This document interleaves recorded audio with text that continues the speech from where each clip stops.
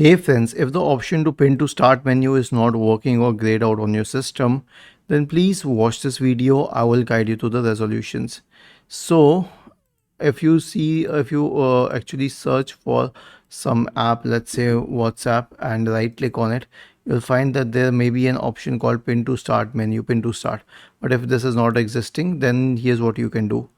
Search for registry editor in the Windows search bar and click on run as administrator in the right pane to open the registry editor window. Okay. Now, first of all, go to the path HKey local machine, software, Microsoft Windows, current version, policies in Explorer.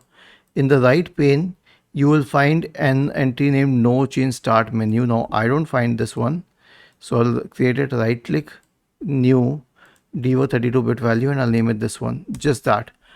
Double click on it, verify that the value data is 0, and your problem will be solved. But if it is not, then you can change another register data value, and the path is, I'll show you,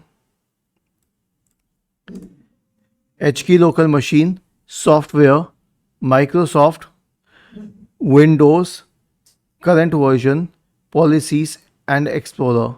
So in the right pane, we will create a new value named logged start layout. Right click, new, logged start layout, and just double click on it to verify that the value is 0. And that's it. Was this helpful? If yes, then your problem will be solved. But again, last one is to re-register the shell32.dll file. So we have a command for this, which is reg svr32 space / I shell32.dll. So search for command prompt in the Windows search bar and click on run as administrator. Paste this command here and hit enter, and it will say that it has re-registered. Please subscribe to our channel. Thank you for watching this video and have a nice day.